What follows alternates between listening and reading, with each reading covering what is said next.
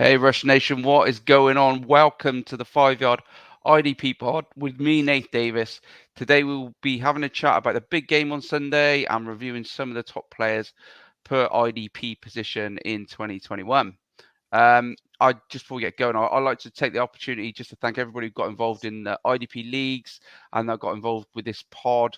As we all know, the IDP community is still a very sort of small community in the UK, but it is growing. We want to be ahead of the curve, but like everything starting off, we need the support and contributions for you guys from you guys, and that for that we're so grateful. Sorry, we've been a little bit out of the loop the last month really. It's been a tough January and February, COVID and all that. Yeah, I'm sure so many people. I'm not going to bang on about it, but it's been an absolute bloody nightmare for us.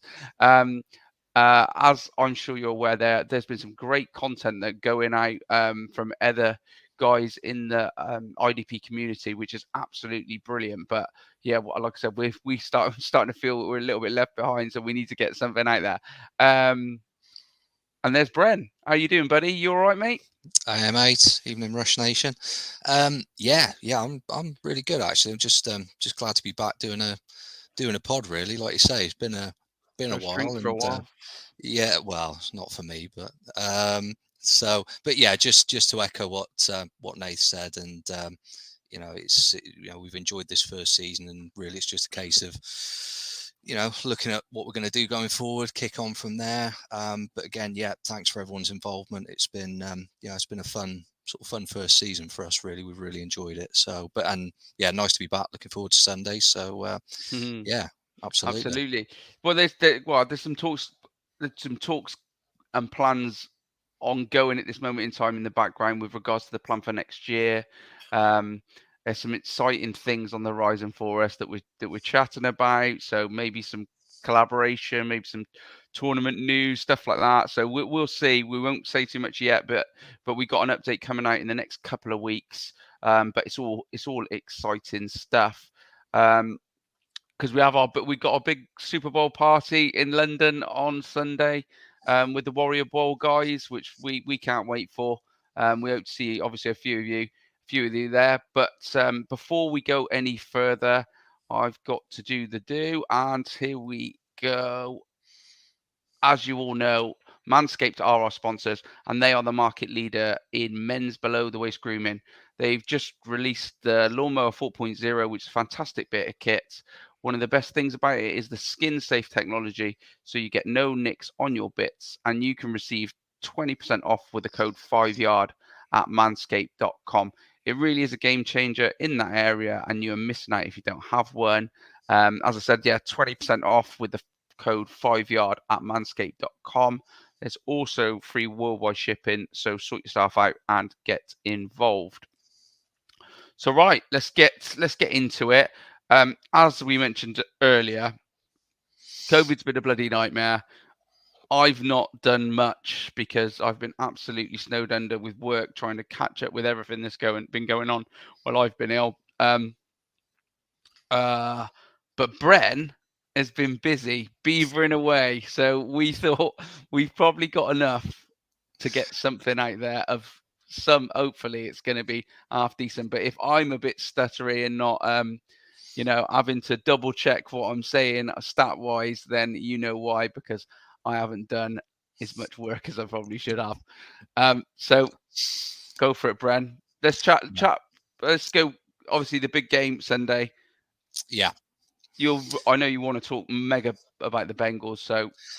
Well, I sort of, as regular listeners will probably be aware, my daughter adopted Cincinnati at the start of the season, which is very galling. As I was saying to Nath before we started recording, it was, 30 years as a Dolphins fan, and I haven't had a sniff of a Super Bowl, and here she is parading around the house in a number 9 Bengals jersey and having it large. So it's so I am.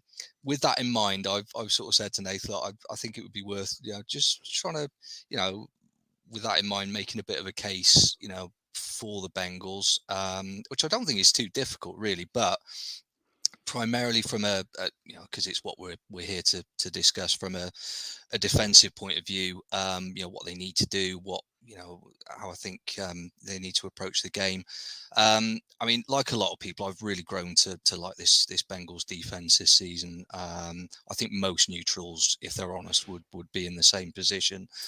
So just looking at the defense overall this season, I mean, 42 sacks, 720 tackles, 13 picks, 17 forced fumbles.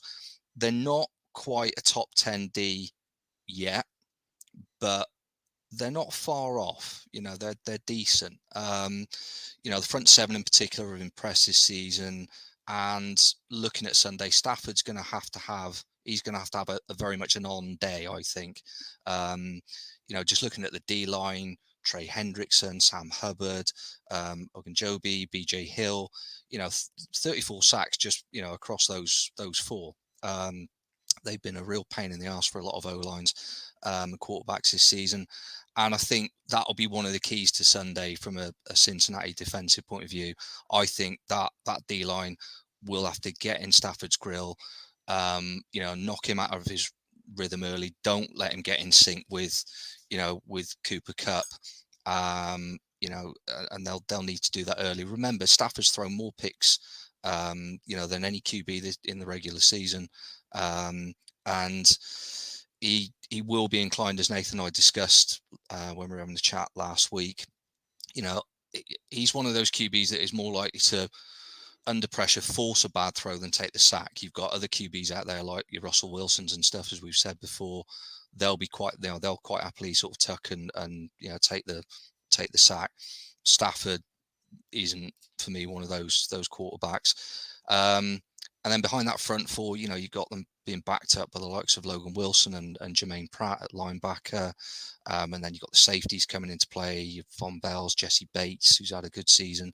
And those four, account for well over 50%, half the tackles of the entire Bengals sort of roster. So, and I think the linebacker and safeties are going to be, the way they set up on Sunday, I think will be key.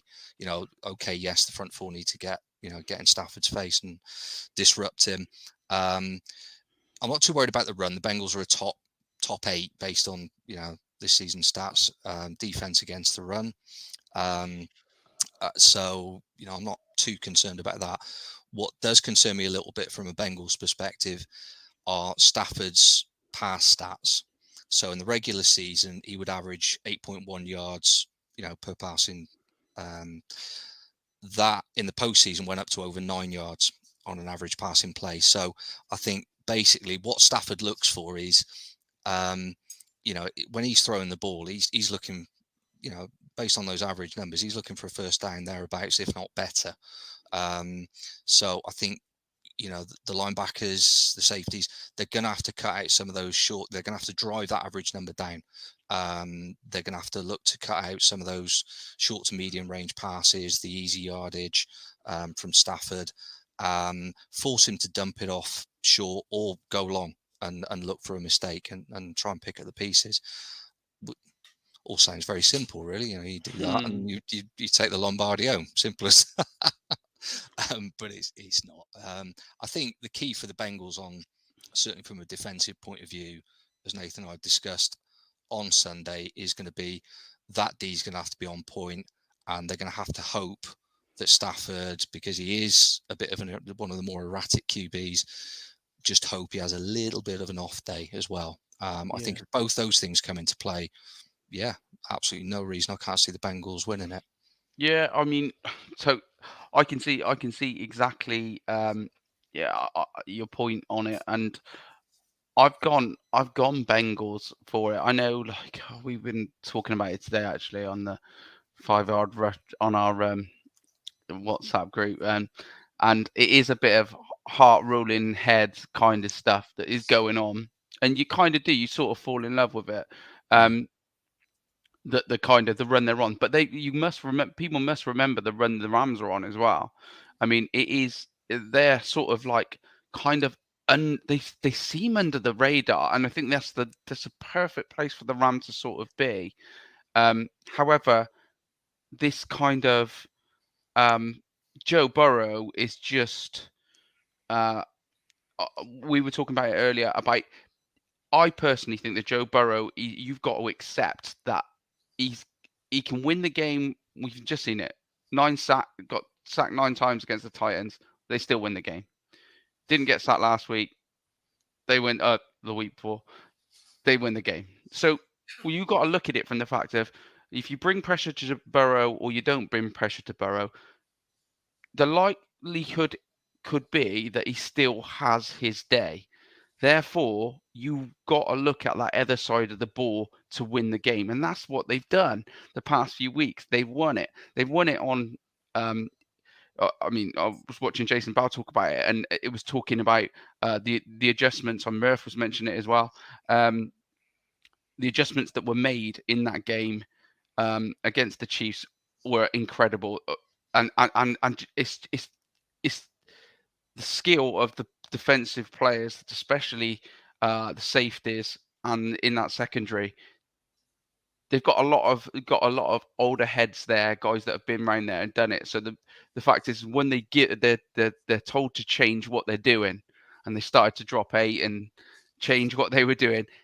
They done it to the letter. They done it perfectly. They followed instruction, and they can seem to carry it out, which they're going to have to do again, and they're going to have to do in a big way. The difference this week and against the Rams, I think McVay and his coordinators are also pretty decent at changing it up. That's the bit where, it'll be tit for tat from that side of things, and that is what I can't wait to see. I cannot wait to see one team get on top, the adjustments get made, and then that team then make their adjustments, and then keep. You know what I mean? It becomes a proper chess match, and I hope from a neutral perspective that's what happens, because that's what we are. I absolutely love to see it when it gets to that technical level.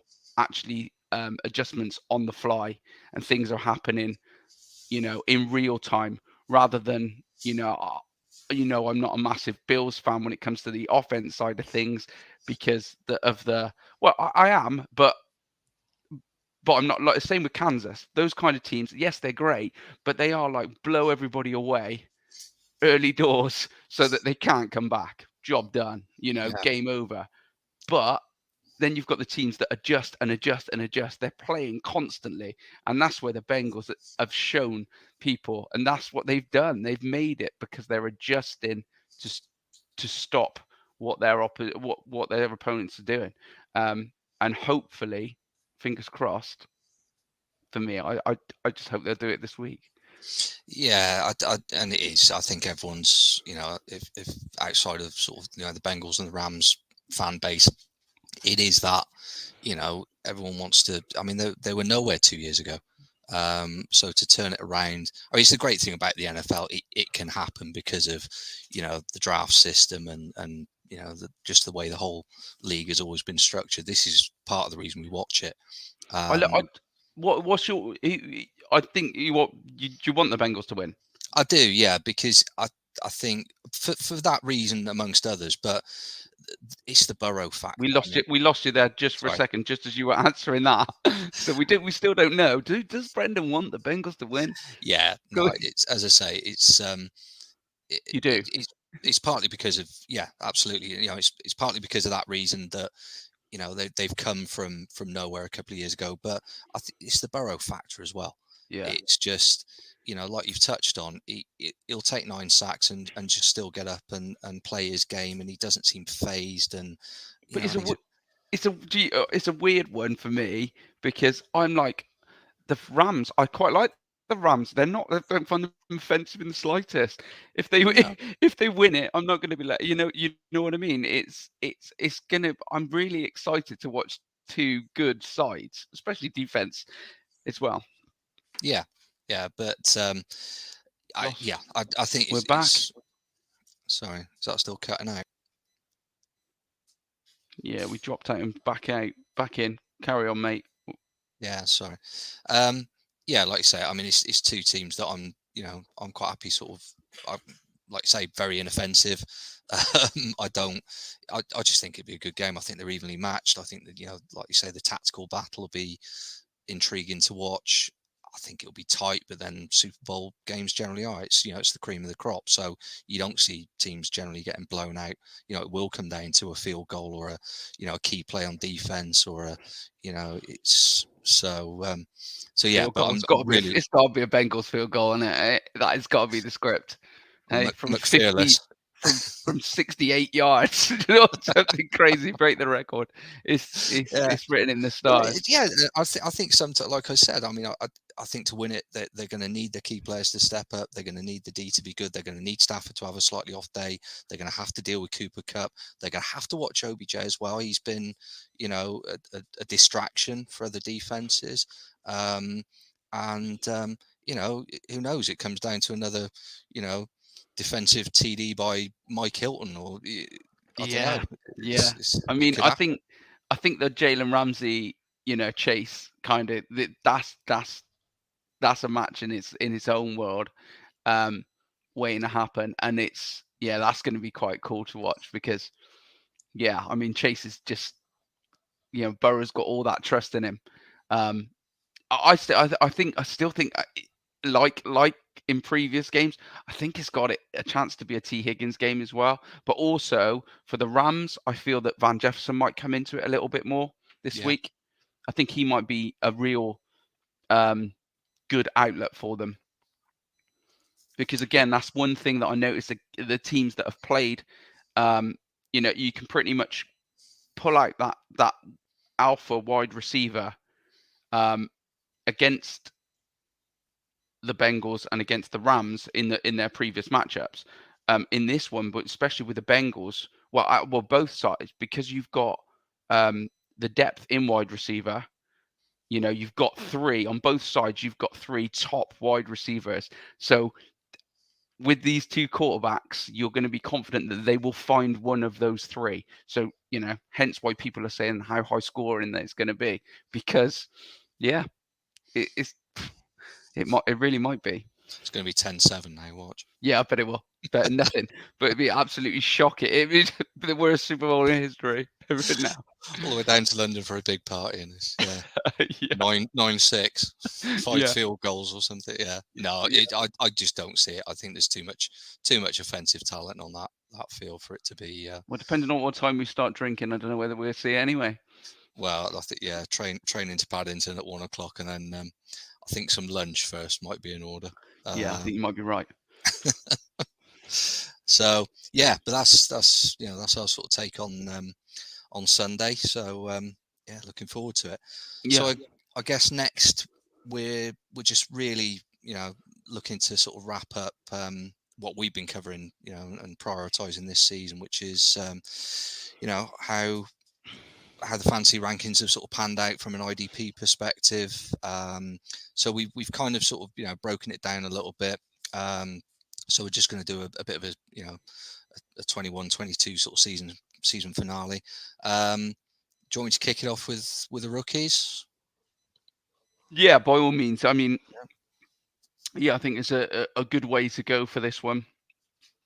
Go with the rookies.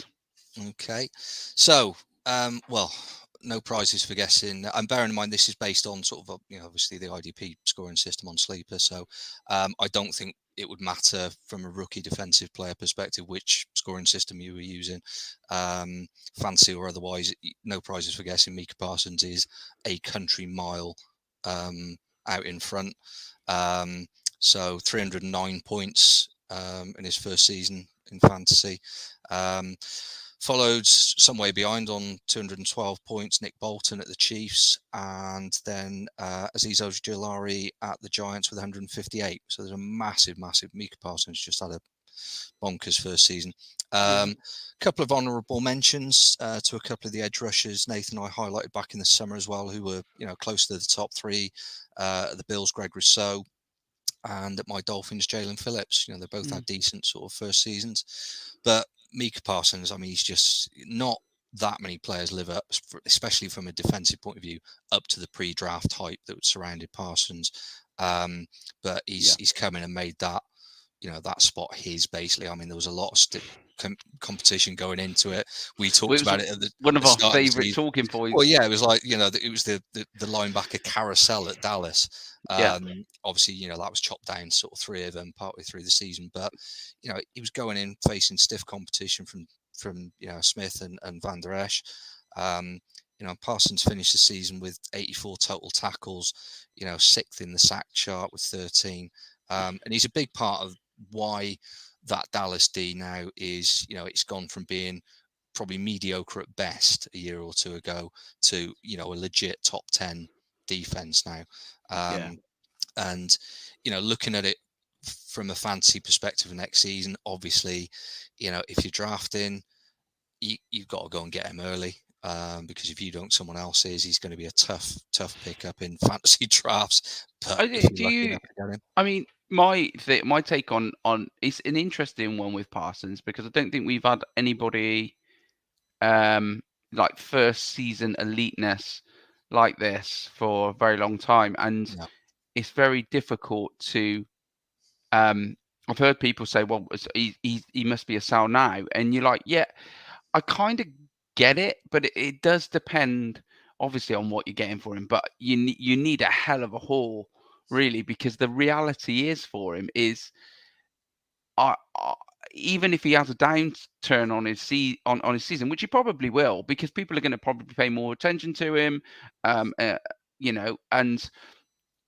they are going to find ways to slow him down slightly, you would expect. But even if they do, the gap is still very big. He's still going to be there or thereabouts. So for me, Parsons is, he's one of these kind of elite players where you expect he's going to be elite for, well, till he stops playing. He's just that kind of player. So yeah, it's, you got it. Yeah, it's up to you.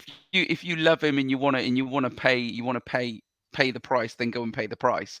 But yeah, if you're going to sell him, you need to be seriously getting some kind of haul for him. I would say. I'm not sure what his price would actually look like right now. I haven't seen anything involving him quite yet that makes any sense, apart from craziness in some leagues who are just swapping, a Patrick Mahomes for him or something stupid. And it's like, it depends on the scoring, whether that's even relevant.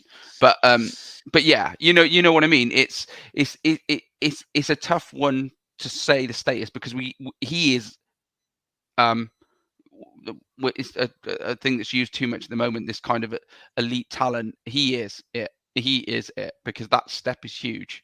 What he's got, and those points, in IDP, and the sacks and the tackles combined, and the fact that he played on the edge and in middle linebacker, and just plays him. He's a beast. Yeah, and we had a similar conversation earlier in the season, because I think you've had TJ Watt in at least one of our leagues, and I actually put it to you a couple of months ago. Look, the way he's playing at the moment, what did he finish with? 23 sacks this season or something ridiculous. 2.5. And I actually said, look, if someone was going to try and prize Watt away from your roster, what would it take? And it's kind of, I think it's a similar conversation with Parsons, but he's only 22, so you think it's got to be down to, you're talking about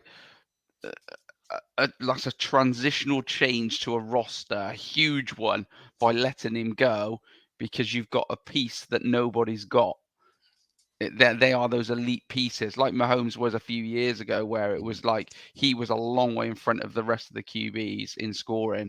So therefore, it was like, if you've got him, you can't really let him go unless you think somebody else is coming out, and Josh Allen come along. So that's the next thing, is who the next guy is. But yeah, at this moment in time, I mean, he's just elite. Yeah, I mean, it's so, like I said, I mean, the top rookie was hardly surprising. Quick mention Nick Bolton at the Chiefs. You can kind of copy and paste a lot of what I said about Parsons and apply it to Nick Bolton. He's come into Kansas, established himself very quickly.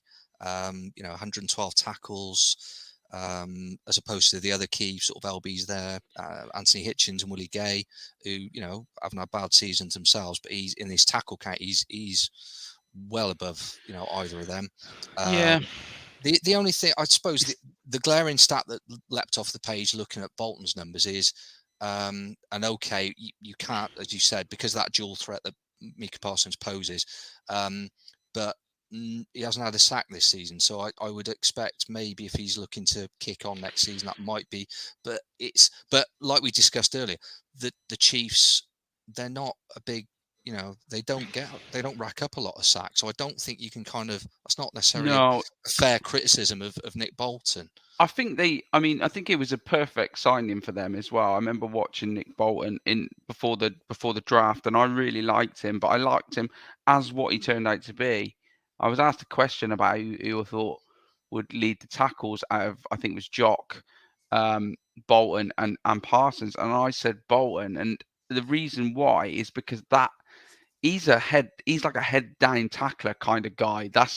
He's just that's what he is. I mean, he did show different parts to his game where maybe there's more, maybe I've sort of like undersold him from that point of view. However, sometimes you just need those guys just up and down kind of tackler guys.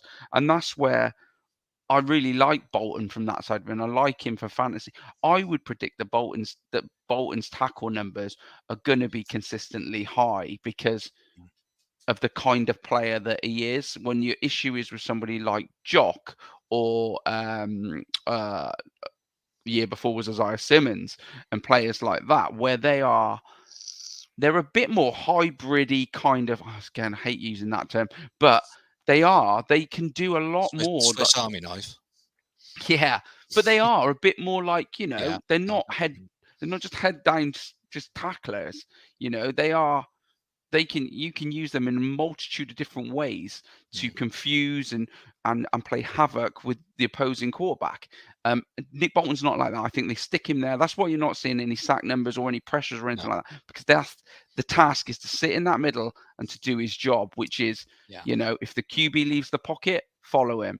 If the running back comes around the edge, beats the front, bang. There's your point. There's your tackle point. There he goes. But yeah, I really like Nick Bolton, and I think he's a good buy fantasy wise. Yeah, I think he's again. I could see him being from a in a fresh draft. I could see him going off the board early, because I think at 212 points on the season, and he's with a good defensive outfit. We don't. Can Parsons go again and repeat that? Yes. Nick Bolton, I could see, pushing up towards more of a 250 mark. So there's a bit more of there's a bit of a gap to that ceiling, I think. But I still think I'd be interested to see him sort of go off the board early, as opposed to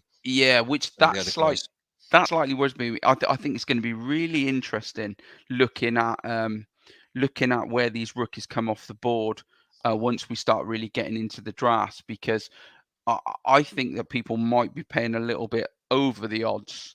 If you're taking him, you've got people like Jordan Brooks. Where does, and Jordan Brooks, Roquan Smith, there's these kind of linebackers that Devondre Campbell, Eric Kendricks, and you look at this.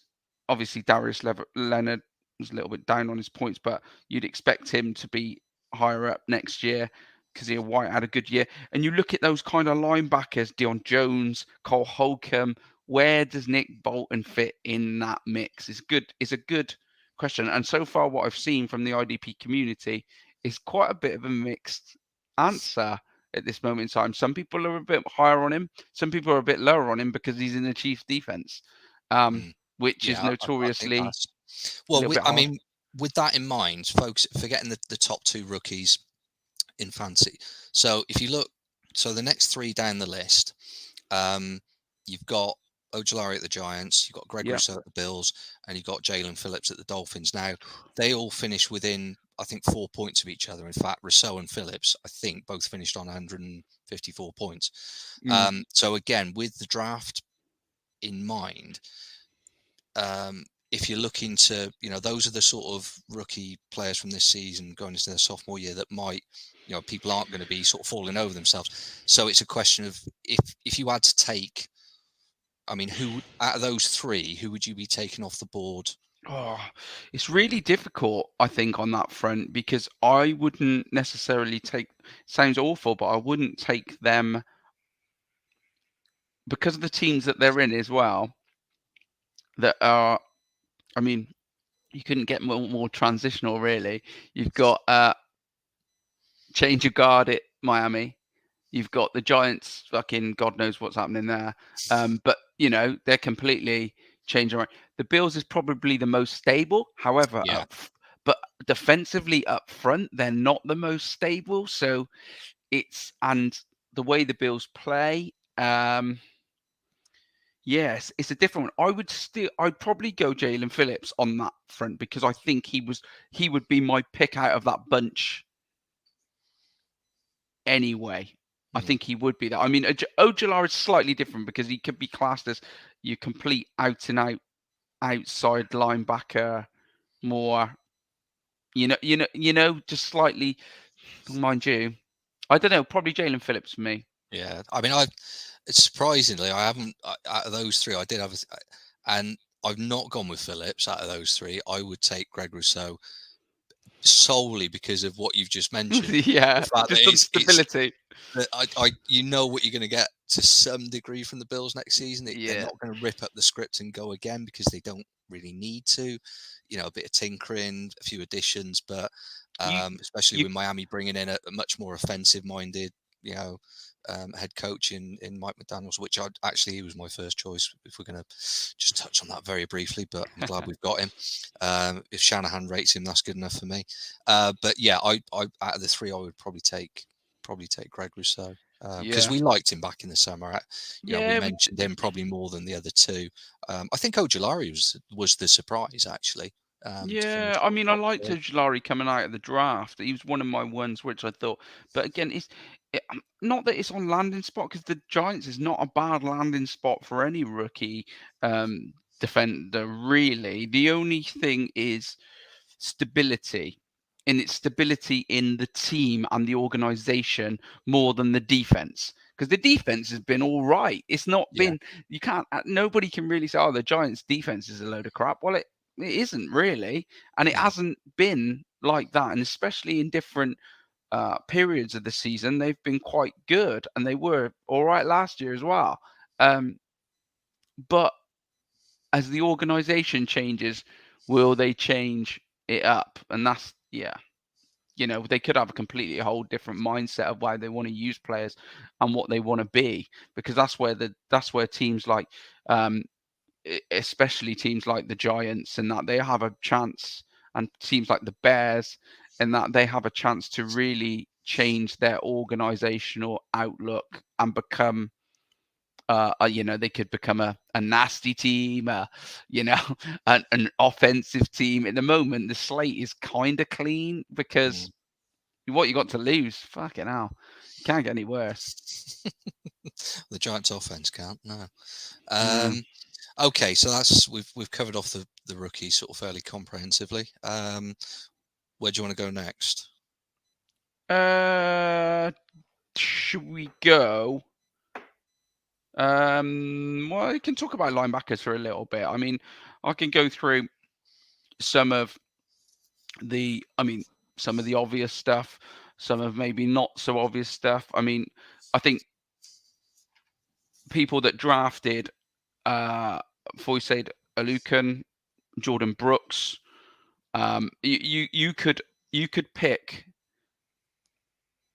You could have left yourself quite late in the draft to pick up linebackers this year and have absolutely smashed it, because it fell like that. I mean, you did have some of the big names do particularly quite well. Leonard was what, top 10? He was number 10. However, that does include TJ Watt, who would be playing in DL, and Robert Quinn, who would have been in DL. But yeah, so he was kind of 8 overall. But Devin White finished at 13. Deion Jones was down at 14. Yeah, it's difficult.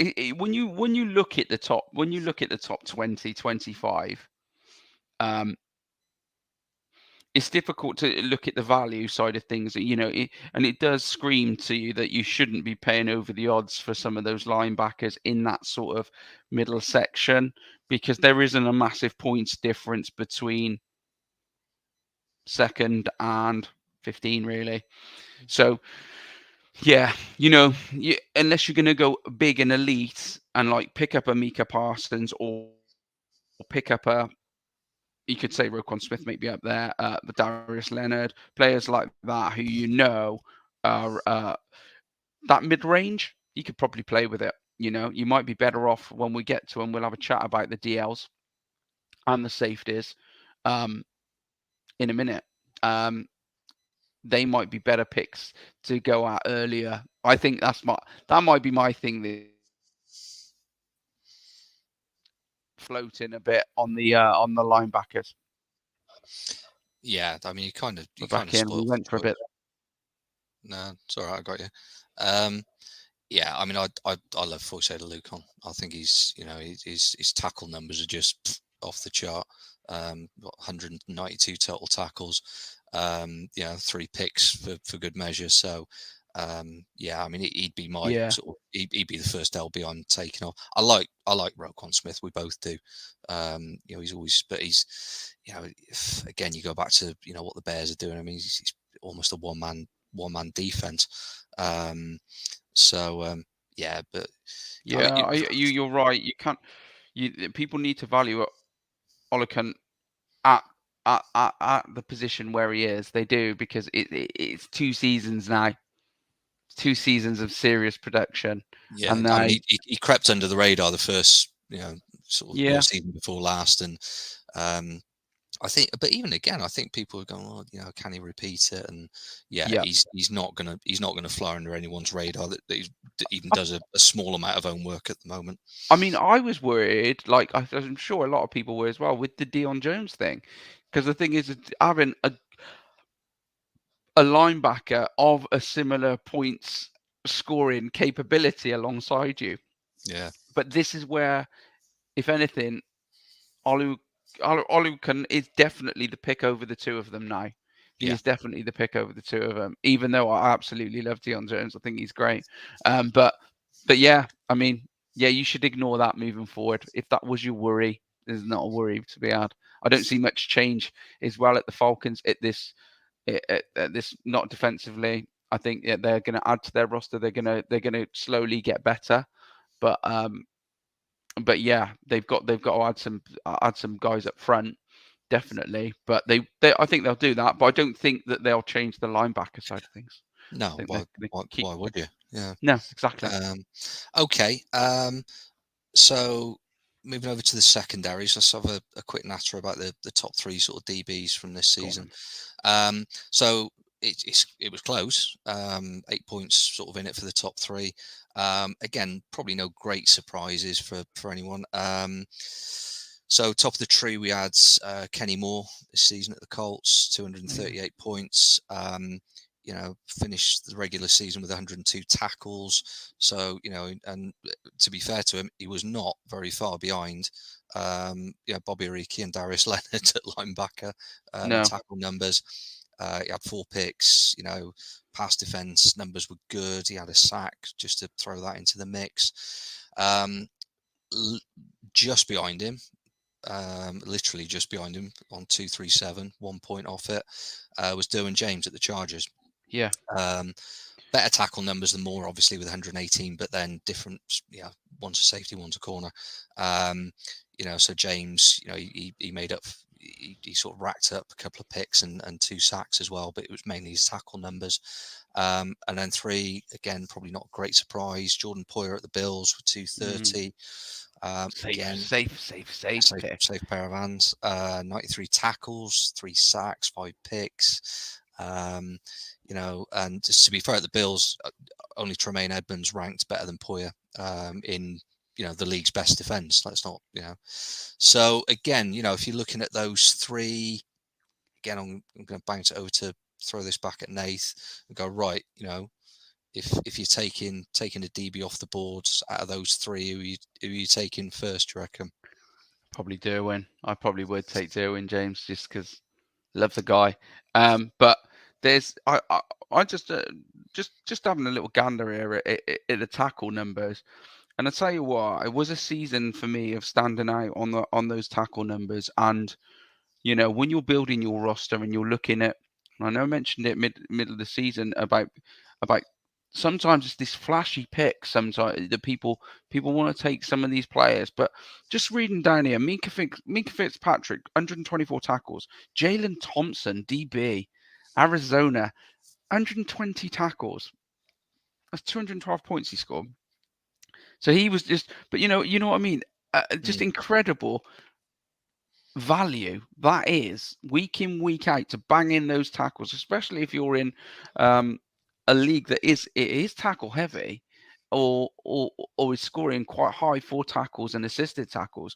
You got to be looking at some of these guys to cement your roster. Logan Ryan's up there, Derwin James, as we mentioned, but there's the others. Jeremy Chin he crept back in. He didn't have a great start to the season, but then he finished particularly quite well and got himself where he should be.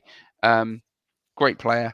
But others, Xavier Woods, you mentioned Kenny Moore, Jaron Curse of Dallas, Cameron Curl was up there, Buda Baker, Von Bell, who hopefully will be busy on Sunday.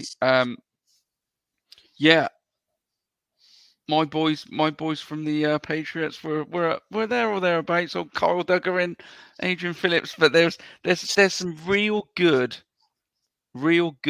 players there that won't cost you much. You might even find them after the draft. So you need to have a look at what you're doing. I think you could build quite well. Talking about top players to really, where you would maybe take a punt on the position and maybe pay over the odds for a player.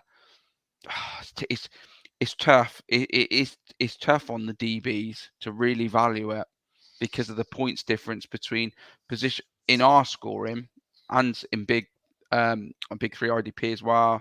I looked at a few of the other ones, and that again, it's the gap between, say, 25th position and first. You're talking 50 points, 50 points.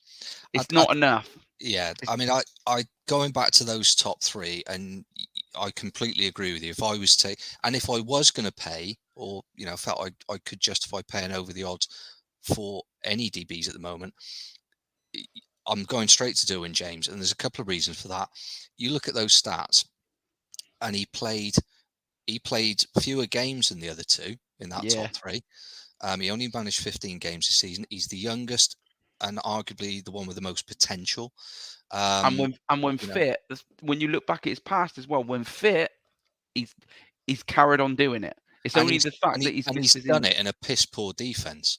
I mean, the Chargers were the 29th, finished 29th overall in defense. Yes, okay, they may address it in the off season, but I think, and you're spot on, I think if Derwin James stays fit, even if the Chargers arguably don't do much to help him out in agency or in the draft, I could see him, if he plays 17 games, I think he cracks the 250 point mark. I think he's got that sort of that's where I'd put his ceiling. I agree. I do think there's something in it. It may be. I mean, you know how I feel about Jamal Adams, and Adams not being there obviously this year in the mix. I'm still high on Jamal Adams as being a potential real value pickup, because he's one of these players that, like, when he has an elite season, and if they start using him in the box to blitz and stuff like that, if they go back to that, the Seahawks, where his points are, they're going to go through the roof. So he is worth a gamble, I still think, and especially this season where you should be able to get you shouldn't have to give up much to get Jamal Adams. And for me, he's definitely worth an outside punt. Because he could be a kind of, not a league winner, but he could be a serious difference maker. Yeah, no, I totally agree. Yeah. Okay. DLs? just leaves us with the DLs, doesn't it? Yeah.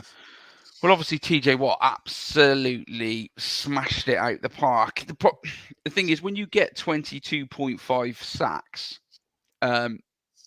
it's difficult. It's difficult because he got 3 fumble recoveries, 5 forced fumbles, 64 tackles as well. Even his tackle numbers weren't far off the top.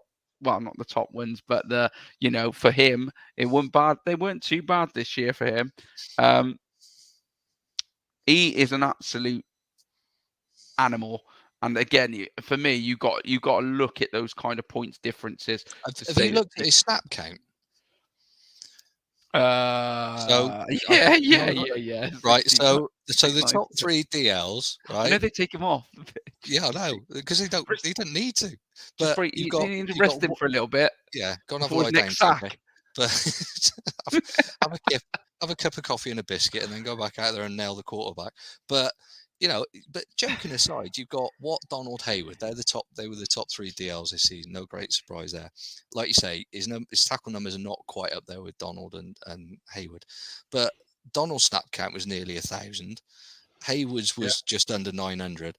TJ Watt's was under 700. I know. 697. You go. See, the thing is, and I know obviously listed as a linebacker as well. I can see why there's some of the fantasy community would say that TJ Watt in the past has not been, especially when they didn't value sacks as highly as like we do, and some of the more newfangled scoring systems do value him in the past. So people weren't high on him because of his tackle count not being on, and because he doesn't stay on the field that long. But also, annoyingly as well, the Steelers just generally as well, they can't. When you're getting that amount, you've got to be able to make a game difference. I know there was a couple of games where he was absolutely brilliant and he won the game for him, but all in all, they've got to get better, the Steelers, because we'll talk about Cam Hayward as well, how much damage he done this year. When you look at that up front, if you just told somebody who knew nothing about the game, said to him, look, we talk about sacking the quarterback. We explain what that is to you and how much of an impact it can have on the game and all this. Let's talk about the Steelers. We'll talk about Cam Hayward. And they just said, oh, did they go to the Super Bowl, that team? You'd be like, no, they're not. They're not actually very good as a unit at all. But they do this damage. And it's like teams play them sometimes. And I think they just accept that sort of snap, wait for them to either get tired or get him off the pitch, and then we'll do some damage around them. But yeah, TJ Watt's.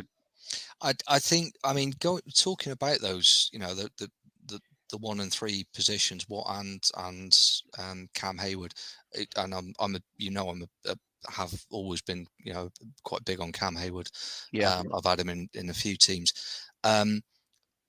What's going on at the Steelers going into next season would be a big concern for me. Yeah, I can see Pittsburgh being, they might be okay, but on the flip side of that coin, I could also see them being a real train wreck next season. Yeah, with Ben going and there's a lot that doesn't sit well with me with the Steelers. I mean, how they limped into the position they did at the end of the season. Well, a lot of that was down to the likes of Watt and Hayward in the defense. But yeah, I'd be very worried if I was a Pittsburgh fan going into next season. Yeah, I think there's a big core to if you've got TJ Watt and he is and you are getting a ridiculous offer for him. I would take it at the moment. I agree. I think at the time potentially could be now. I think that they could be on the field even more than they were this season. And then I'd be concerned about injuries. They both had knocks this season. All right, neither of TJ Watt's still only 27, but he's a big impact player. He is prone to. Yeah, and I don't think, like what we're saying, I don't feel like I'm not slagging the Steelers for it. I think again they're a team that is going to. I think there's with Big Ben going, everything. There's a change. There could be a change of direction. There could be a change of look, a change of feel for it. And like you said, it might take some time. There might be some transition going on. And if there is, it could be the time to, cash in, because there are people out there that absolutely love TJ Watt and will pay stupid prices for him. They will. And you could cash in. You could. Yeah. Yeah. So there you go. Aaron Donald. Yeah, another great season, and he's still doing what he does. Yeah, looking forward to seeing him Sunday. Yeah, I mean, what do you say about the guy? He's just consistent. He's just consistently there. Second, and the top in that second tier for me. But like you said, going down the rest of that line, people stand out to me of the youth. It's really quite interesting with the edge rushers and the DLs as a whole, because when you look down them, it is young, old, young, old, young, old, young, old, young. You just go down. It is actually littered with like not many guys in the middle. They've either got 10 years or 1 year, at the top. So it's quite interesting. Nick Bosa, Myles Garrett, Harold Landry, he's only 25. Josh Allen, he's 24. Max Crosby, you've got Christian Wilkins, 26. People like Alex Highsmith got up amongst it. 74 tackles from him this year. That's one that he's flying up the ranks, really. But yeah, Sam Hubbard, great year from him. 26 years old. I mean, there's some good guys that are going to be around a long time in that DL. And again, like talking about like we were about DBs, is there a push for an early round pick out of any of those? Obviously, TJ Watt is the gamble. Aaron Donald would be your second. Would you be taking Myles Garrett too much? Probably not. No.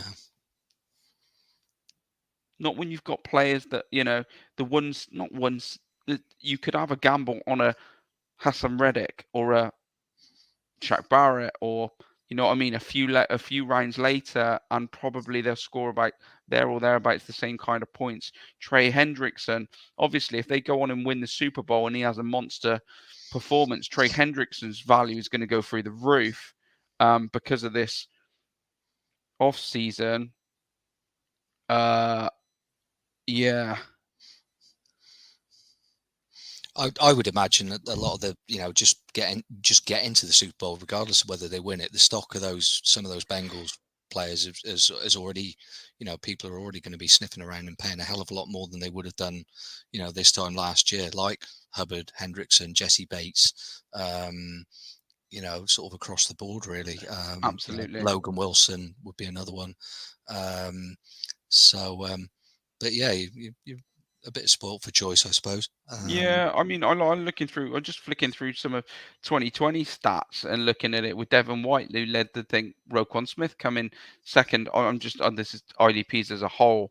TJ Watt in it 3. And you look back down that list, Leonard was at 10, Lavonte David, Deion Jones, these kind of players that have been consistent year in, year out. Yeah. It's interesting to see. It's going to be interesting to see how many of the older chaps start to drop out of that. And because I think that there's definitely some spots for those rookies in various positions, actually, where I think I wouldn't be surprised if we see a few of them start to creep into these top 10s in those positions. Yeah, I mean, because I think there's some gaps. There's some gaps there. Yeah, I mean, and not just sort of the DL. I mean, you've covered that off pretty well. But I mean, across the board from an IDP perspective, I mean, anyone we've not mentioned that you would be sort of looking at, or I mentioned him earlier, just briefly, and that was Jordan Brooks. I think Jordan Brooks is, he finished 4th in the linebackers, well, third if you take TJ Watt out, but because you played him at DL. Yeah, I think Jordan Brooks, and I mean for me, he's constantly arrow up because I think they will eventually build it around him. He's been an exceptional linebacker.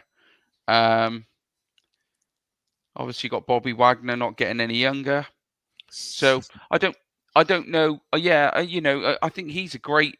He's somebody who is slightly under the radar all the time. He doesn't seem to get talked about as much as some of the guys that are around him. I mean, if you think Micah Parsons was at 3, Roquan Smith was at 5, Jordan Brooks is not getting that kind of, doesn't get talked in those kind of numbers. Darius finished above Darius Leonard, Eric Kendricks, and Devin White. Devin White's a very interesting one, especially with what's changed at Tampa as well, or their whole outlook. I mean, Devin White's another one that I would be, I don't know, because he had a sort of like downward season. I mean, is he going to be going off? He went off stupidly early in a lot of drafts this year. Yeah, I think I took him in one. Yeah, I mean, he's an elite linebacker, elite, absolutely, but points wise, yeah, I think, yeah, he's there or thereabouts, but he's not. Darius Leonard has, for me, just has the big playability. There's more big playability, and especially with the way the Colts play. So, I mean, like, if you look at forced fumbles, 8 forced fumbles from Darius Leonard, that punching out, that constant trying to punch the ball out, 4 interceptions, things like that. That's why Darius Leonard has that kind of appeal, because not only just his tackle numbers, it's absolutely everything that goes with him.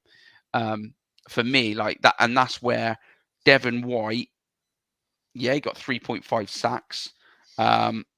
Darius Leonard didn't get a sack. So, I mean, yeah, stats are beating me there when it comes to it. But I don't know. I still feel that Darius Leonard is mine. He's my number one. He's my number one for me at linebacker, and he still will be. Even though, and that's where I went this year at the start. I put Leonard at 1, and he didn't finish there. But I still feel that it was good enough that he was at 10. Yeah, and I still feel that he could be back there. Mind you, Devin White won't be far behind him. So yeah, so you got those big names when we talk, because we're highlighting. Obviously, we're talking about those big names. I mean, we can talk a lot about some of the guys that are around the edge. Camu Grugier-Hill, who's come out of nowhere this year. Great year for him. Bobby Okereke alongside Leonard. I mean, yeah, he seemed to sort of that other linebacker spot. I felt that Okereke seems to have nailed that in. Who else have we got who really looked up to me? Obviously, we talked about. I don't really want to go to Philly now because Philly are a bit fucking hell. They're hard work. But I love TJ Edwards. I think he's really good. Whether they'll go all in on him, I don't know. Singleton come back and actually done all right towards the back end game, so I'm not quite sure there. Who else can we see? The Patrick Queen experiment, is that died yet? I'd like to say so. I wouldn't. Yeah, he seemed to get mentioned a lot by us over sort of the course of the season, and he's only 22. I mean, yeah, this is it. Were we expect? And I've discussed this. Were we expecting too much? The fantasy and the NFL community, are we all expecting too much? Because we've seen flashes of what Queen sometimes looks like he can be, which is a disruptive linebacker, a Darius Leonard kind of type, but without the range and the I don't know, really, the general package. I just feel that I don't know, at 22, how can you say it's done?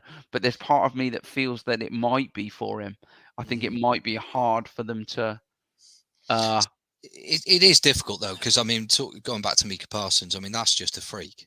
You know, Yeah. like I said, how many rookie D players do you see just come in and just grab the league by the scruff of the neck and go, right, this is, I'm running the show here.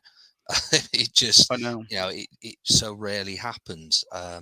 So you can't even even look at. I think the thing is with Baltimore, they're so win now, because they know they're not far. You know what I mean? And you always feel that they're kind of not far. You look at it and think, we've seen in the past 2-3 years the defense be elite, the offense be elite. You've got the question mark of whether Lamar can do it in the postseason and whether he can actually make it happen. But yeah, and that worries me for people like Patrick Queen, because that kind of spot you're not gonna get. I don't think you'll particularly get too long there in that, in that kind of middle linebacker sort of role where you're looking at fine margins against these bigger sides. Yeah, and that worries me for him when they think it. The thing is they could look at it and say, no, we'll put older heads in there. We'll put older heads in there. I mean, look at somebody I wanted to just quickly mention on is talking about teams. Just quickly, I know it's slightly off, but Green Bay were one. I know it's not easy for me to say as a Vikings fan, but Green Bay were one of these teams this year who really surprised. I think they defensively, I think they were excellent in adversity. That's where, and that's what I would call it. I mean, when you lose Zadarius Smith, player Jair Alexander, I mean, those kind of players, I mean, these are top players. And to lose them and to still do what they did, I feel that, I feel they deserve just a little bit of a mention. Other players stepped up and really done well. Devondre Campbell at linebacker done a huge job in there when I think they realised that they're trying to sort out that linebacker, that middle linebacker spot. And they made some changes that everybody thought that maybe Chris Barnes might be the guy to do it, but too young. And that could be the thing with Patrick Queen. I know, is it Josh Bynes that they brought in this year in Baltimore to try and work alongside him to try and make him I don't know. But for me, that's where the problem lies. I think they really need to address that Baltimore. But like I said, with Green Bay, they did the job and they done extremely well with it. But yeah, sorry for going off piste. Where are we then? So we've covered off. I think I mean, there is, and with my Miami hat on, the one player that, I mean, players we haven't touched on, but and again, looking at sort of the 22-23 season, the one I'm just keeping a very close eye on, because he's still only 21, and I tipped him to, I liked him in the summer, is someone who's impressed me. His numbers aren't there yet, but Jevon Holland. I knew it before you said it. It's just he's had a decent season, but it's the fantasy bit aside, just watching him as a 21-year-old safety. Yeah, he's got all the tools. He's I think he's been really impressive. yeah, I mean, like going through, I think there was a few players that definitely didn't do themselves any harm. Some of these young guys that you said about Javon Holland and AJ Terrell, who I thought had a really decent season at the Falcons, has become a player that they can slowly start to build there. Defensively, it's nice to see that the fact that they've got DBs, we talked about their linebackers are sorted. If they can get some edge rushers and they can get some strength up front, the Falcons could be looking at a long-term plan. And it seems to be there's some pieces there. I mean, I think talking about players that have done well, I think there's still a lot of players that we've got to look forward to seeing. I mean, the Panthers, who were absolutely depleted. What's the rookie that the rookie DB, cornerback, they took early doors, who I was really, his name escapes me. Yeah, I know what you mean. Oh, he got injured really early, really early. Yeah. I mean, and so it'll come to me. But yeah, I mean, the Panthers, I was actually really looking forward to seeing Jeremy Chin on the field, and you could see the players that we talked about it at the start of the season with that Panthers defense, in saying that, look, on paper, they're putting together, and you could name Brian Burns and Jeremy Chin, and there's a few, as they started to go, you're going, oh, this puzzle's getting there. This is actually becoming a young defense with some real quality names. So there's somebody who I hope we'll get to see something decent eventually from them. Are you going to mention anything about the draft? Because as we're talking about teams for next year, Yeah, I suppose. I mean, it sort of leads nicely into, and I don't want to get too bogged down in it because obviously, you and I have discussed that we're again harking back to what we said in the intro, or what Nath touched on about a few things going forward. Obviously, we are going to do a more, at least one, possibly more in depth. As we get closer to the draft, some more in-depth pods on that. Just I've had a quick sort of sniff around, looking at some of the mock drafts. Some of the names that are. I mean, Nathan and I discussed it earlier. The one name that everyone's hot on at the moment is Aiden Hutchinson, the edge rusher out of Michigan. I think if there is such a thing as a nailed-on draft prediction, which is far easier said than done. Everyone seems to be an expert coming up to the draft, but virtually every mock draft I've seen, he's gone off the board number 2, and he's going to Detroit, which makes absolute sense because let's face it, that Detroit D finished 31st overall. They were 30th in the sack numbers on this season. So Hutchinson would appear to be, as I say, if there is a nailed on fit in the draft, that is probably as close as you get to a certainty. I mean, I like Thibodeau. I've mentioned him to you. Hutchinson's great, but Thibodeau's just got, he's the one that's slightly a little bit more under the radar. He's been linked a lot of the mock drafts. It seems to be a toss-up. Texans, Giants. Do you know who I'm mad on? Have you seen much on Kyle Hamilton, the safety? Yeah, well, he's the Notre Dame safety. Yeah. Oh my life, he's just he's kind of this, again, another one of these generational talents that could be out there. So it'd be interesting to see where Kyle Hamilton goes. A lot of people have got him at the Jets. Yeah, I think Salah's sniffing it. They've got to do something with that secondary. It's going to be. I think it's already in desperate need of an overhaul. I mean, but it's a funny one, isn't it? Because like, to a lot of people, everybody would say, "Oh, fucking Jets landing spot," or you know what I mean. But to us, IDP wise, I mean, that probably couldn't be worse. That's quite good of a landing spot. I mean, you would expect him to be on the field all the time. You'd expect him to be, well, not, but in a good way, but also in a defense that he can actually, if he was to be the player, if he was to become that player who they hope that he's going to become, they will build that defense around him. Oh yeah. So you know what I mean? That's his spot. When the thing is if he goes somewhere that, say, he ends up at the Rams or somewhere like that, he could fit in and become just another rotational piece. Yeah. You know what I mean? Where suddenly, I'm not saying he would, because I think he's got more ability. That's doing him a disservice. But what I'm saying is that the Jets in this instance would, I think my eyes would light up on that. I'd be like, hello, I think I could put him in my team today. because I think Well, he's yeah, gonna. because if Salah takes him to the Jets, and I think there's a very good chance that happens.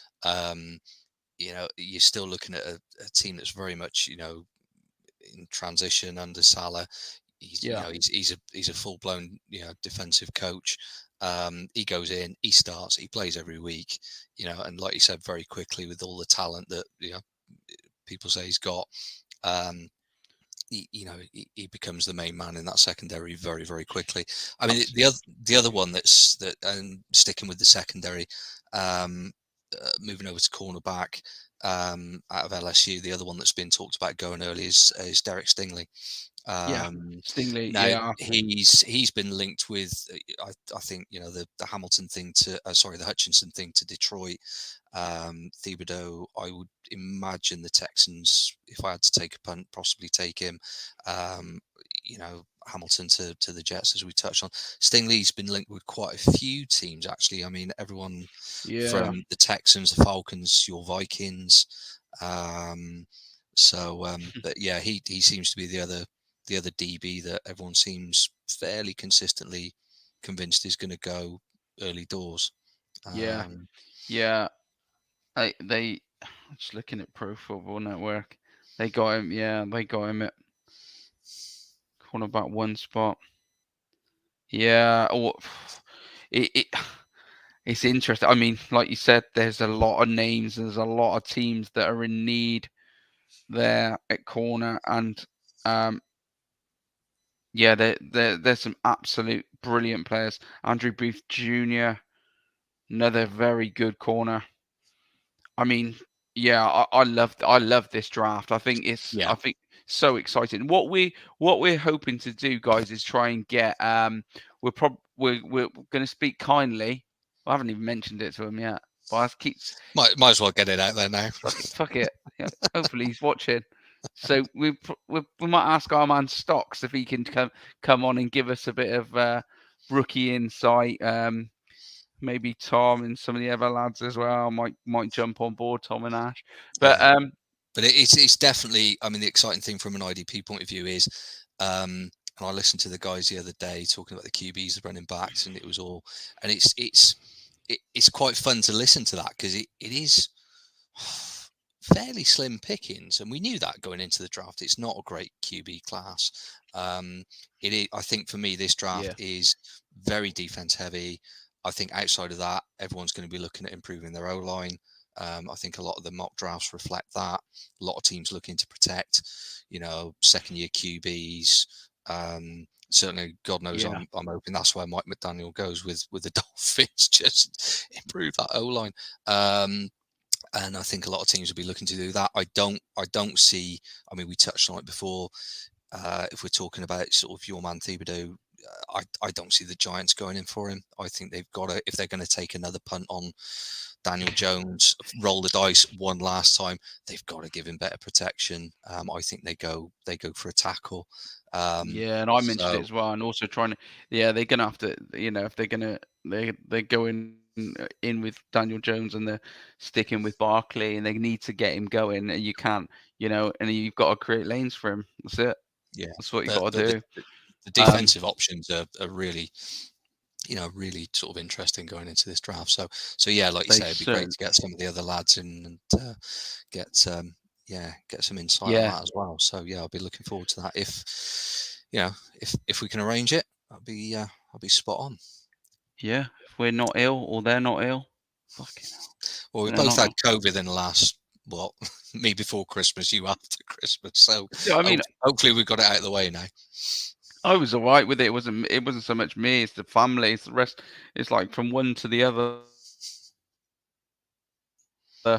Just like a month of pain in the ass, but I'm sure it's the same for so many of us. So I'm just having my moment. Yeah, but I mean, joking is, it's been, I've really enjoyed sort of getting back on the pod, and I think we both have, and just nice to get some content out there, and again, just review what's been a really fun season for us in the first year. And again, as Nath said in the intro, the support's been great from all the guys in the league, from the boys behind sort of 5 Yard Rush. Everything's been really positive, and we're looking forward to, as Nate said, Yeah. a few tweaks going forward and having a bit more fun with it, really. So that's it. I mean, it's an exciting time for the IDP community. I mean, there's some great stuff coming out, especially from like the IDP guys, and they've got a lot of guys that we know, and we, Mace, who's done stuff with us, he's writing for them as well and doing bits and bobs, and Tom Kissenbury is doing absolutely wonder stuff again, like usual, in all his stats and what he's putting together. And there's just so much good stuff out there at the moment. Mike Woolhart, like I mentioned about the IDP guys, there's just so much. So I think that's what's great at the moment. The content's getting more and more, and hopefully we'll have a little different take on it. I mean, my view is, I love the matchup side of things. I love that part of it, and I think that's what that's one of the things that we do differently to some of the other guys, and that's the matchup based on QB matchup, O-line matchup, that side of things. So week to week stuff. And I love all that. Some people will be a bit more stat heavy on players and what they've done season in, season out. That's absolutely cool, but that might be their bag, that might be ours. So what I'm really saying is, look, there's so much out there that if people can, get a broad, listen to them all. That's what I've started doing. I'm listening to, that's what I do. My kids hate it. They're listening to bloody, like, why do we always listen to these Americans all the time? I'm like, what? But then that's what they do anyway. Then they're on YouTube listening, watching. I'm like, because it's great. It's great. It's great. So yeah, but yeah, I just hope everybody sticks with it, gets involved, and there's, more and more good stuff happening all the time. And we'll try and keep everybody informed of what we're up to. Just have to behave ourselves on Sunday. I know. Should we just apologise to everyone at the Super Bowl party in advance before we get there? Yeah, better get it in early. Get it in early. Get Sorry, it in. Boys. Get Greg in Folio. Folio. Dan. All there's. I don't know. I think Murph's going. But anybody that's wondering what to do, if there's ticket, I'm sure that I think there is still the odd ticket around. Get down there. It'd be great. No, looking forward to it. I think we're done. Absolutely. Right. Thank you very much for tuning in, guys. And we will see you probably in a couple of weeks. With hopefully we're going to deep dive into some of the rookie stuff, and then get focused on the next season. Yeah, might have recovered from the Super Bowl by in a fortnight's time, definitely. Jesus. Right. Thanks for tuning in, guys. Keep rushing. Guys.